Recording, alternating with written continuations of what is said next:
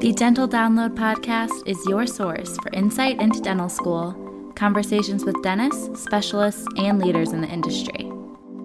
With new episodes every Monday morning, I'm your host, Haley Schultz. Let's get into this week's episode.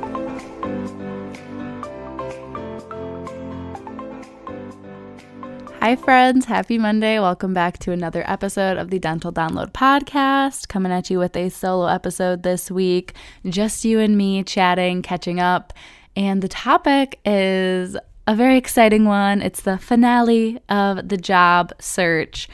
I haven't done an episode about my process of looking for an associate job in several months, and I've kind of been hinting you can go watch YouTube videos to see what's been going on, but for people that just listen to the podcast, I didn't want to leave you hanging with the information about how I settled on this job, kind of going over the different green flags and things to look for, as well as overall just giving you some resources that you can check out if you too are in a job search process or maybe going to be going through it in the future.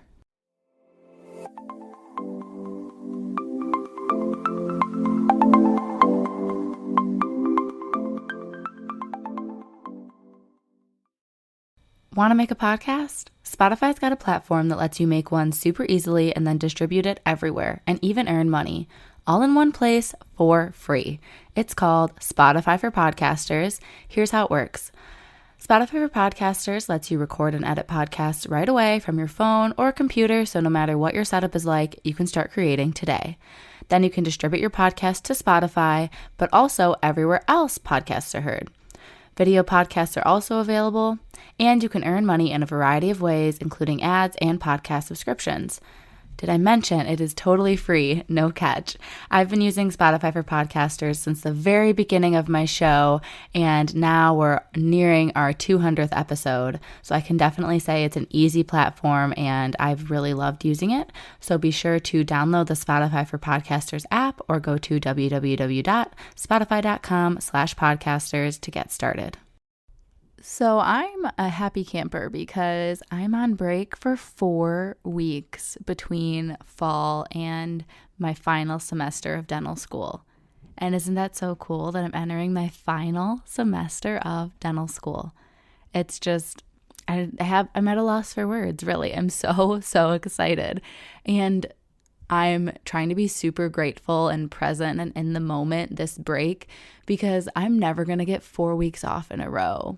Again, probably literally till I retire. Maybe I'll somehow take 4 weeks off one day as a dentist, but I doubt it because I'm the type that gets really bored easily with too much time on my hands. Clearly why I started a podcast and why I have a YouTube channel and why I'm in a million student organizations and so involved with organized dentistry. I don't like to sit around for too long, but I have been loving it the past couple days that school's been off. I'm sure over break I'm going to be itching for some new projects to dip into, and this is just going to be a quick little update on general life things, and then we'll get into the topic of the episode, the job search. But I know for the rest of break, I'm just going to be really doing a lot of family time. I'm not even bringing my microphone on break with me for the 3.5 weeks that I'm not in Ann Arbor. I spent the first couple days after we finished clinic and patients in Ann Arbor just relaxing. The younger students have some final exams. We don't, but 2 of my roommates are D2s, so they're still here and they're studying. So I figured I didn't mind staying in Ann Arbor since my family's in Florida and I'm not leaving for a couple more days. Better to at least be around people and stay in my house at school here with my roommates that are still here. And then my 4th roommate is a fellow D4, and she ended up going to Hawaii over break. So she is much more lucky than we are in the nasty weather in Michigan a lot of the time these past couple days. But it actually hasn't been too bad. If anyone's considering coming here for dental school, I'm very biased because I've lived in Michigan my whole life. But I don't think the winters are too bad. But it's this time of year that makes it you think, okay, winter's not awful because it's leading up to Christmas. You've got like all the holiday fun and anticipation, so you don't really mind if it's cold or if it's snowing. It's like the lingering winter that gets you. And if you do move here from somewhere that didn't have a very cold, snowy climate in the winter, I think that you'll realize that it's February, March, even early April sometimes when you get random snowstorms, that is when you're ready for winter to be over. We can say that. So it's something to think about if you're considering relocating. But personally, I love all four seasons, and I couldn't see myself moving to a state that didn't at least have the four seasons, even if they were a little more moderate and not so intense. Because to me, even our heat in the summer, if it's 85, 90 degrees, is pretty hot because it can get humid. Versus I know some other climates, it might be 102 or something, but it's a really dry heat, so it doesn't feel quite as bad as a humid, cooler temperature. But that's enough of our weather chat. I don't think you tuned in this week to listen to the weather discussion from me, but just something to consider because I know a lot of my listeners are still deciding between dental schools, or maybe if you're listening to this because you're looking for a job, maybe you're considering relocating to Michigan so we can hang out and be friends. It's a very big state, so I would be very interested if one of you ended up moving to Michigan and working near where I'm going to be working, because that would be kind of funny. It'd be a very, very small world if that somehow happened. But all in all, I've decided where I'm working. I feel extremely, extremely lucky to have found this practice. I couldn't write down on paper anything else that I would have wanted. It was everything that I was looking for, and there's so many components that make it such a wonderful office that I can get into in the episode today, such as the team, the doctors I'll be working with, the opportunity clinically, and the philosophy of the practice. All of those things really line up with what I wanted, and I can read to you all what I put on the recruitment websites for places I was looking for jobs as how I described myself as a practitioner, and that can kind of help you see why I was matched with this practice. And I'll also walk you through the process of finding out about the practice, initially meeting the owner doctor, and how that transitioned into eventually signing a contract. So we're going to go through all of those today in this episode. All right, I wrote some notes. I took a break between that segment and this segment so that I'm not rambling about the weather and we're actually talking about what you all clicked on this episode to hear about. The beginning of the job search process, I couldn't even tell you exactly when I did. Probably summer of D4 year, I redid my whole resume, pretty much took everything off of it that was on there previously because it wasn't a resume for a dentist associate. It was a resume for a pre-dental student, and a lot of it was just irrelevant information that no one hiring a dentist would care about. You really wanted to focus on clinical experience, clinical skills, externships, rotations, how many patients you've seen, what type of procedures you are proficient in. And then if you think there's anything else that is niche and is going to help you match with the office that's best for you, obviously you can include that as well. So I did make a resume, and I honestly think it was pretty good considering we've never worked as a dentist before. I think I made it look and sound pretty nice. But I honestly don't think anyone read it except maybe one dentist that reached out to me via LinkedIn. Other than that, I don't think anyone has read it because I had people respond to email inquiries that I put out that just called me immediately. And because I was someone interested in the position, they talked to me and got to know me over the phone. I don't think they necessarily read through the resume that I attached. And then I know these recruiting websites, I think they focus more heavily on the bio that you put for yourself, and then the recruiter's message conveying who you are back to the dentist. So I spent time in making this resume. How much did it help? I'm not too sure, because I think a lot of hiring people, whether it's the dentist or someone else hiring at the office, are just viewing new grads as like a general group and just kind of lumping us all together as competent enough to pass boards but are going to need guidance. And they don't so much care what rotations you did or that you know how to do this or that skill, because they're assuming that we're all pretty much level playing field. And they're going to care a lot more about the personal connection that they build during the interview process, and your personality fit, your professionalism, what your different qualities and traits are, your value system, and how you would fit in with the team and the office dynamic, I think is so much more important during the job search process for you finding a place that wants you, but also for you to find the place you want to work too. It's definitely a two-way street. Pretty much any job search, associate search thing you're going to listen to is going to compare it to dating, and it's really similar to that, especially a lot of these posting websites when you're working through a recruiter are going to be a lot like dating, because you're going to have a profile and you're going to be like matching with practices, and then you're going to maybe do a phone call, and then you're going to meet in person. And as someone that met their partner on a dating app, I'm just like, yep, exactly the same process, except it's for a job. So what are the different places I had profiles? I had a profile on ADA Practice Transitions, or ADAPT, ADAPT. You can look that up. DDS Match, Dentist Job Connect, LinkedIn and Indeed, Dentist Practice Matchmakers, a Facebook group. I often saved job listings from the Michigan Dental Association job boards, that's my state dental association, as well as my dental schools job board, which that one you don't need like a profile or anything to log in. So if for some reason you're from out of state and you want to work in Michigan, or there's a lot of listings for jobs in Michigan, jobs in Wisconsin, basically all across the Midwest on University of Michigan's job board for dentists and associate positions, as well as practice sales too. So if any of that seems relevant to you, definitely check out that specific website. I can try to link some of these in the show notes. And then as for things that you don't really have profiles on, there's also a podcast guest that you would have heard by now. His website is ruralpractices.com. And then for in-person conversations, I would just mention it to people that, oh, I'm going to work right when I graduate. I'm looking for an associate job.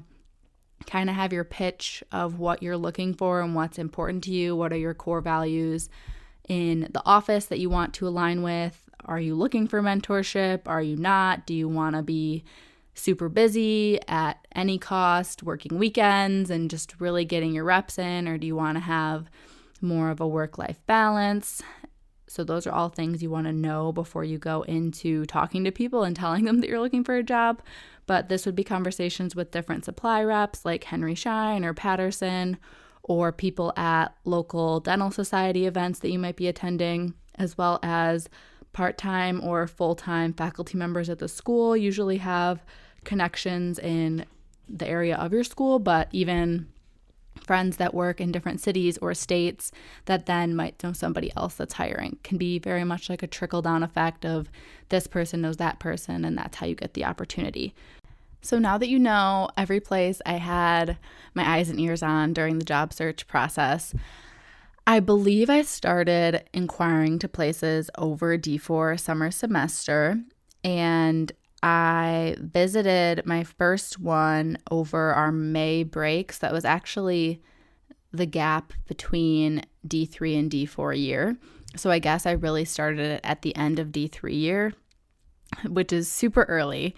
I would say now a lot of my classmates going into our final semester are kind of rounding off opportunities and going to start making their pick probably either during break or when we get back from break. I've heard from a lot of people that they have multiple offers and they're deciding what they want to do around this point. And then I do know some people, like my roommates last year, they didn't solidify what they were doing until April, which is the month before we graduate. So when's the right time to start looking? I'm happy with what I did because I think it got me exactly where I wanted to be.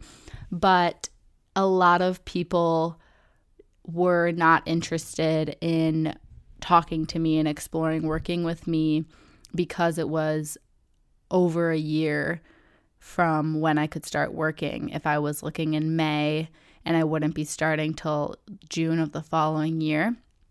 Once you're probably into the fall time, I would say it's a little more reasonable because at that point, if they haven't filled the role, they are probably just dealing with it, and they might be open to waiting for someone that's actually interested and willing to come work there.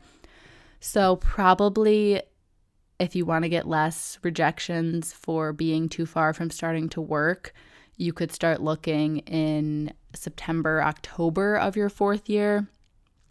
But my understanding is the more competitive of an environment that you're looking in, you actually have to start looking later, / you're not going to get an offer until it's only a couple months out from your start date.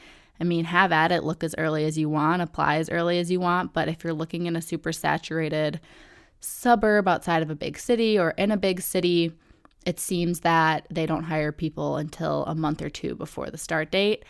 So just keep that in mind. My office is definitely not in a big city. But overall, I ended up visiting 4 offices total during this job search process. There were plenty that I did maybe like a quick phone call with or talked to a recruiter about that I just didn't seem like it was the right fit. Or, as I just mentioned, they weren't interested in a candidate so far from my start date, which would have been June 2024 at some point. And that was nearly a year of time, and they were already looking to hire someone, so most of them needed help sooner, which is very fair. But during that process, how did I figure out which office was the right fit and if I wanted to keep looking or if I was ready to sign on something and give up the opportunity that something else could come up later? A lot of it was gut feeling, seeing an office and then leaving and feeling like something was missing or it wasn't everything I thought it was going to be. And it could have been that either the conversations I'd had with the doctor prior to actually going to visit the office didn't really line up to my own expectations that I painted the office in, or that the listing itself didn't really add up to what I was seeing.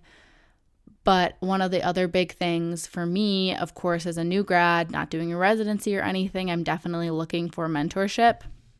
So if it seemed like they didn't have the time to provide the mentorship, or they'd never mentored a doctor before, it doesn't mean they can't do it, but if they didn't really have a plan of how they were going to help me grow my skills, or maybe the skills I wanted to grow, it didn't seem like they could actually teach me a ton about, then that also was something that made me feel like it wasn't going to be the right fit. And I do want to tell you all what my little blurb write-up was on the websites that have you make like objectives or summary of yourself. This is what I said about like my practice philosophy. I am an active and hardworking soon-to-be new graduate, in parentheses, summer 2024. I enjoy patient education and strive to see the patient as a whole individual with dental needs relating back to their overall health and well-being. I am passionate about digital workflow, creating a more efficient and easy experience for patients. I am known to go above and beyond to get tasks done. I am eager to learn from CE and hopefully mentorship with a busy clinical schedule to improve my skills upon graduation in simple care, as well as areas such as endodontics, Botox, cosmetics, clear aligners, extractions, and implants. I hope to contribute to a positive office environment of collaboration, care, and respect. So that's what I said. Obviously, no need to go and steal all of my stuff, but if you want to use that as inspiration for your own philosophy and kind of value statement, there's obviously like different buzzwords in there, but it's key to make it relevant to you. Like if you're not interested in Botox and cosmetics, don't put that in there. If you want to do more surgery and things, like make that clear. And if you don't want to do digital dentistry, then don't say you want to do digital dentistry. Like I wrote up what my ideal office would look like, and that's how the recruiter was able to say, okay, these doctors are doing what you want to do. They might be a good fit. And then from there, the way the process works is the recruiter will tell me which offices are looking for associates, and then I would say, okay, opportunities 1, 2, and 5 sound great. the other ones don't really seem like I want to move there, don't really seem like the best fit at the moment. And then the recruiter would say, great, I'll go tell those offices that you're interested and tell them about you. And if they like what they hear about you, then you guys can do a phone call and go from there. And I ended up finding this opportunity through DDS Match, which is another website that I mentioned before. So that's exactly how it happened. The recruiter set up a call for me and the dentist, and we got to chat for, I think, about 30 minutes. And honestly, I don't remember too much specifics about the conversation at this point. And I don't mean that I like blacked out because it was so traumatic or something. It's because it was like the exact opposite. It felt so comfortable. It felt so natural from the hello on the phone through the whole conversation. And that's been such a green flag from the beginning about this doctor and this office, is that I felt so comfortable and encouraged and supported. And I realized other places that I visited, maybe I was hesitant because I felt like I wouldn't feel as comfortable learning in those offices. I might be scared to try new things. And obviously, I don't want to be reckless. I don't want to put anyone in harm's way, but every patient situation is different. And as much as it's a very technical career, it is a very unpredictable environment at the same time, because every scenario is just going to be different. And you have to think on your feet sometimes and think quickly. And whether it's a mistake that I make or just something that I could do better, I want to be in an office environment and mentored by doctors that I feel comfortable going to them and saying, hey, this happened. What did I do wrong? How can I do it better? Or beforehand, going over cases and trying to troubleshoot and set yourself up for success before you even start the case. I wanted to be in an environment where that felt super, super comfortable, and difficult conversations will need to be had, I'm sure, in a professional environment. And it's a whole lot easier if you feel comfortable and respected and supported and not intimidated by your boss, your employer, and they treat you well and they treat you as a colleague and they treat you with respect. And that should really be the bare minimum. But in this case, it's well above that. It's support and it's encouragement and it's confidence and it's just support, really. I go back to that word a lot, is something that I'm so grateful for in this office. And it's so nice knowing that I'm going into my first associate position with a great mentor and someone on my side that's rooting for me and there to teach me as I need it. And before we wrap up, I still want to talk about a few other green flags with this office, and then what happened from the initial phone call to then me signing a contract to work here. How did I know that I was okay to sign a contract in September and not be wondering what if something else had come up, that maybe is there something better out there, like not having to worry about that. How did I get to that point mentally? This is probably going to be a long episode. I feel like there's still so much more to say, but I guess that just makes it exciting. So I forgot to mention too, other than mentorship and kind of office values and just my gut feeling, one of the other really big things I was looking at was like the environment of the office. Not that the cabinets matter, but just like the finishes and the openness, the brightness, just how I felt in the space if I'm going to be working there many, many hours a week and then spending extra time in the office doing notes and just practicing and getting my handle on things. I want to feel comfortable in the office environment. It doesn't mean it has to be brand new and has to be beautiful. I just wanted to feel happy and like it there. And then the other thing, much more important than the way the office looks, was the team. The team is huge for liking your job and growth and success and happiness.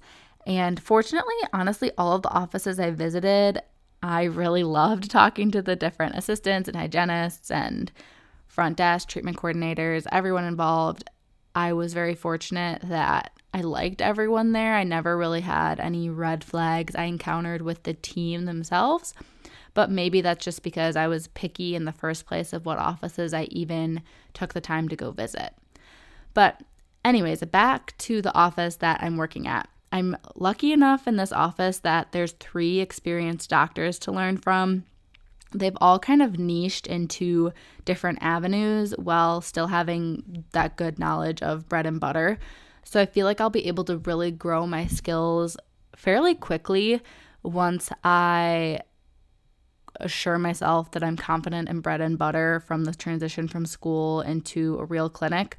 Then it's really up to me how I want to expand from there of what different specialty procedures I want to learn and just kind of pick one at a time and work on growing that. There's a ton of support for skill development and CE and professional growth as needed there, which is also a huge plus if that is taken care of by the office and supported by the office. And to me, I feel like I'm going to also grow my communication skills so much, not only my clinical skills. And I think I mentioned it when I was reading off like my philosophy value statement thing that I had put on those websites, but patient education, even as a pre-dent, like talking about what I loved about dentistry, patient education has always been one of the things that gives me the most satisfaction about dentistry and definitely a passion.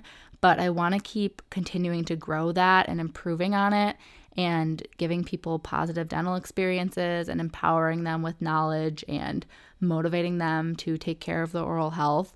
And I know that this associate opportunity will help me do that because I've seen it work just on my office visit there and through talking with the doctors. So did that phone call, and then I went to go see the office, and I picked up on all those things I was talking about with you, kind of picking up all of those green flags and having a wonderful visit. But I want to talk a little bit more about what I did on that office visit weekend, not only the day I was at the office. So my boyfriend and I got an Airbnb in the local, largest city, which is actually 45 minutes away from the office. We assumed we wouldn't live that far from the office, but we wanted to check out the downtown and have that as the home base for our weekend while we explored all the things to do and see all around the area. So I'm a planner, and I dropped many pins on my map. I made a folder of things to do and see and places to eat, things like that. And then I also made another folder in my maps for rental units, both homes and larger upscale condo apartment complexes, because we are planning on renting at least for the first little bit while we kind of get our footing and figure out if this is a place to stay for longer term. Hopefully planning to buy a home in the next couple years would be ideal. But we checked out a couple different towns that are drivable from the office and settled on one that we're planning to end up living in, because it seems like the best fit. It's about 25 minutes from the office and then 25 minutes from the major suburb that has all the things to do, like the big dining, shopping, workouts, all those different activities that I'm accustomed to now, living in more of a big city suburb kind of place, and where I also grew up is like that. So it's going to be an adjustment moving to a more rural area, but I think by living right in the middle of the two, we'll find a happy medium of that, lower cost of living, less traffic, more quaint small town vibes, but we're not that far to get to things like Costco. So both the town I'm working in as well as the town I'm living in, which are two different places, are very quaint and charming, and the people that live there are just so nice and warm and welcoming. And the town we'll be living in, even though, again, it's a tiny town, it does have a lot of events throughout the year and a little downtown, and it seems very safe and welcoming. So I think we're going to really like living there. And we can't quite confirm that we're living there or figure out exactly the home that we're going to be moving into, because leasing is a little bit more of a quick turnaround since it's a normal working person place. It's a 2 to 3 months out that you could sign a lease, versus I'm used to these college towns back at Michigan State and now at U of M that you have to sign a lease 9 months in advance of when you'd move in these college towns. It's insane. But now I'm like wishing we could sign several months out just because I'm so excited and I want to like think about where we're going to put all the furniture and how we're going to decorate and how many cars can we fit in a garage, just like all those little things. I'm excited to know the exact unit that we'll be living in. My ideal world, we would have a 3-bedroom place, whether that's a condo or a standalone home that we're leasing, but we might end up even doing a 2-bedroom if that's what it comes to, or we could end up with a 4-bedroom. Really just going to depend what's available at the time. Cost of living here is so low that it's going to be really nice transitioning from student life into working life and having a lower cost of living, because I'll be able to be a little bit more aggressive with my savings goals and paying back student loans and everything. So I'm looking forward to that aspect as well.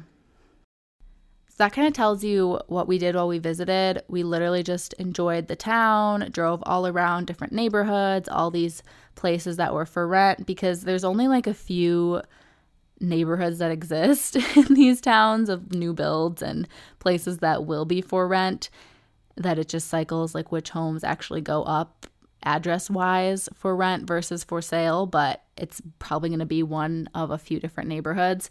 So we kind of just wanted to drive through them and get a feel for if we felt comfortable there. We went to different restaurants. We went to different like shopping centers, not to like buy anything, but just to see like who lives here, what's this community all about, do we feel comfortable, do we like it here? And we definitely did. And the owner doctor, as well as one of the associates and the associate's girlfriend, took us out to dinner, my boyfriend and I, the night before I saw The Office. So that was a Sunday night. And it was such a nice time, and it was a really great way to get to know them on just more of a casual, personal level. And we talked a little bit of business, but mostly just personal life and getting to know each other. And then that made me obviously even more comfortable going for the office visit the next morning, because I felt like I already knew the doctors pretty well. So then it was just a matter of getting to know the team, and they have a pretty large team there. Several hygienists, a few treatment plan coordinators, front desk, assistants.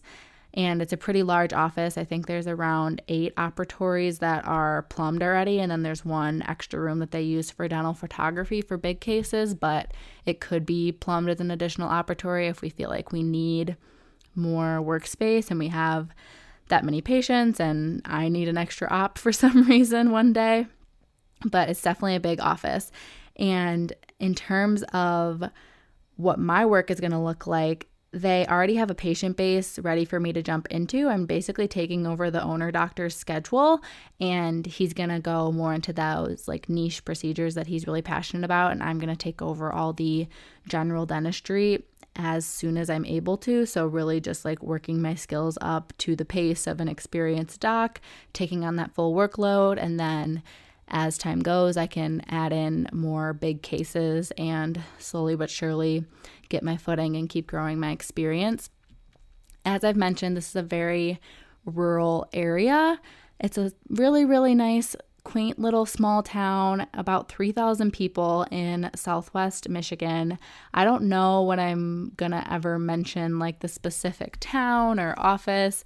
I just like don't really know if it's necessary, but maybe I will eventually. Honestly, I'll probably be on their social media, and you can find me through a Google when I am working there. So I'm sure eventually it'll just be common knowledge if anyone cares. But right now it just feels a little bit too early to be putting the name of the practice out there, since I'm not starting until June and I haven't even like moved out there yet or anything. But very small town, but the practice pools patients from surrounding smaller communities all around that area, and they definitely have a large patient base. And the nearest specialists are about 45 minutes to an hour north. So they do get to do a lot of specialty work at this practice, but it's nice knowing that if anything gets too complicated or we think it's a little over all of our heads, then we can still refer it. It's not like it's a 4 or 5 hour drive like some super remote parts of the country may be. But I think that's really everything to share for now. A lot of details about the practice and how I found the job. I guess I didn't mention yet why I decided to sign on it. I mean, you heard this whole episode. Who wouldn't sign on this opportunity, right? Like, incredible practice, everything I was looking for. What would be any reason not to sign on it, you know? And I really was so excited about it. It felt like such a great fit. My boyfriend was really excited about it. He's excited to move out there and start this journey with me. He might have to find a new job himself, but that's something we'll work through as time goes if need be. But I'm really excited. I keep saying excited, but that's the emotion I'm feeling, so it's going to be repetitive, and I can't wait to get started there. So I'm sure as I go through the process a little bit further along of relocating and getting started, episodes are going to transition from life in dental school to life as a new dentist, life as an associate, but that won't be until the summer. So you've still got Dental School Haley up until May. And then the podcast is it's gonna grow. It's gonna evolve as I continue to evolve. The show's been going all of dental school. It started the very end of my pre-dental journey, and it's gone all the way through dental school with me, and we're not stopping anytime soon. So thank you all for being along on the ride with me, and I appreciate your support. I hope you all had a very happy holiday season and a happy new year, and I wish you all the best in the coming year.